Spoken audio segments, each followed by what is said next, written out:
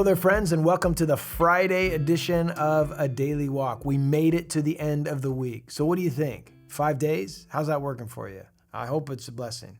If it's too much, let us know and think, you know what? I prefer 3 days. 5 days of you is a little too much. I understand.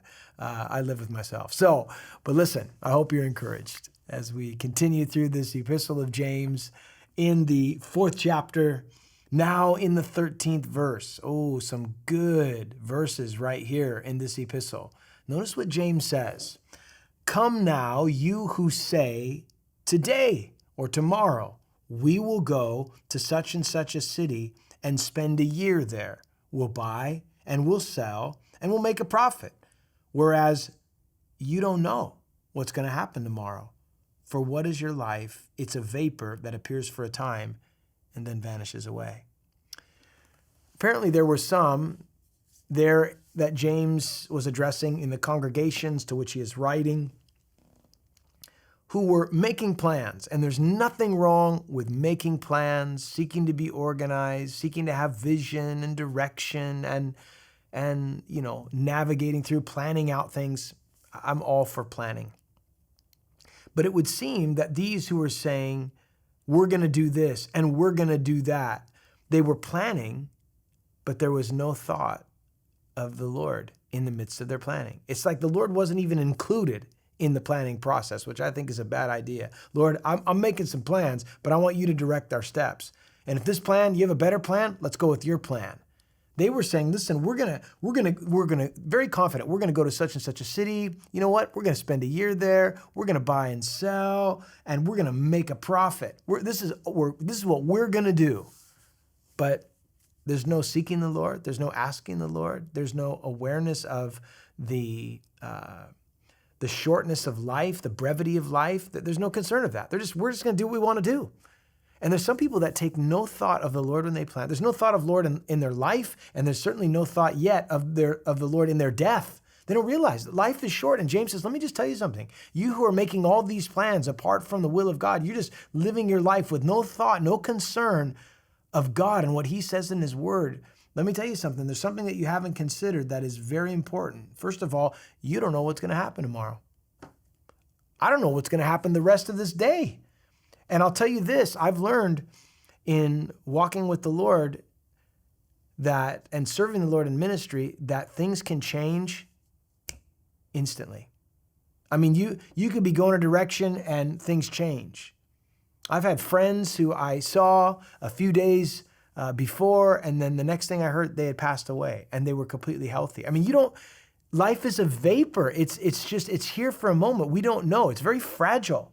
Now, I don't walk around in fear, but I'm aware of the fact that life is like a puff of smoke, James says. I don't know what's going to happen tomorrow. Jesus said, sufficient for today is what I've got going on right now. It's sufficient. So listen, if you're watching this on Friday and you're already thinking about what am I going to do on Monday, relax. Allow the Lord to take you through today. There's grace and mercy and power sufficient for today. Tomorrow will worry about itself. You'll get to tomorrow, and guess what? The Lord's already there.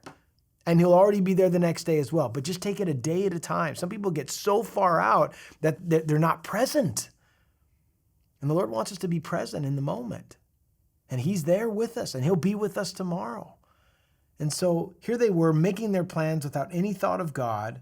And James asks the question, not only do you not know what's going to happen tomorrow, but what is your life? Ask yourself that. What is your life? What is your life? He tells us what our life is. It's a vapor that appears for a time and then it vanishes away. I remember one day I was in the United Kingdom. I was walking through England as a younger man. I was on a missionary venture there, planting a church with some friends and helping them get it started. And there's a lot of graveyards, old graveyards and epitaphs there in England in some of these churches. And I remember just kind of walking through where the tombstones were and reading some of the epitaphs there and some of the messages and the time when they were born and the time when they died and just, sometimes the details and the sayings that they would have is rather interesting to see. But it dawned on me on that particular day that between the year when you were born And the year when you die, there's a slight dash. And I sense the Lord just ministering to my heart that really represents what our life is like. It's just a hash mark. It's just a blip in the historical record. I mean, we're here for a moment and then we're gone. We don't live forever here. Life is brief. Therefore, we want to make the most of it. We want to redeem the time. We don't want to waste the time that we've been given. But life is a vapor. Some people don't realize that. You're here and then you're going to stand before God. Are you prepared to meet the Lord? If you're a Christian, you're prepared. James says it's a vapor. You don't know what tomorrow holds. Life is brief. And then he says, if you want to really plan accordingly, you want to make your plans, how should you plan? This is great. I love this. James tells us here in verse 15, instead, here's what you ought to be saying, verse 15.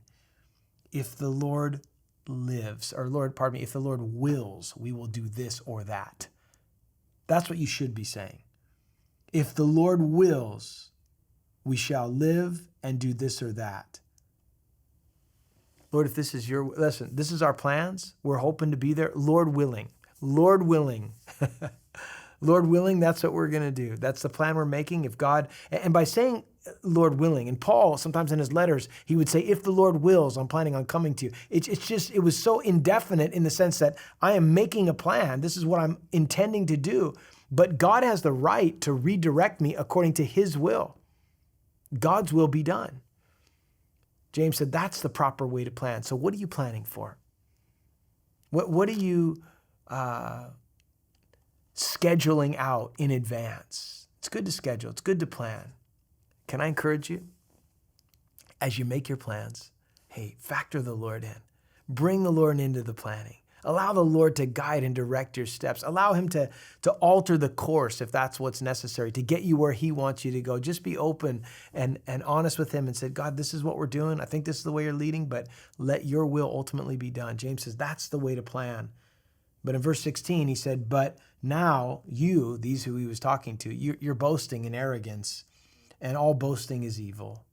Therefore, to him who knows to do good and does not do it, to him it is sin. The ones that James was writing to, they were boasting about all their plans. James said, your boasting isn't good. Bring the Lord in. Life is a vapor. You don't know what tomorrow holds. And then he adds, to him who knows to do good and does not do it, to him it is sin. That's a very powerful passage. In fact, I'm going to come back to that on Monday, talk a little bit more about that. But friend, I pray you have a beautiful weekend as you plan, as you go forward, that you would follow the leading of your good shepherd. And Jesus said, my sheep hear my voice and they follow me. Encourage you, follow the Lord, and we'll see you next Monday. God bless you.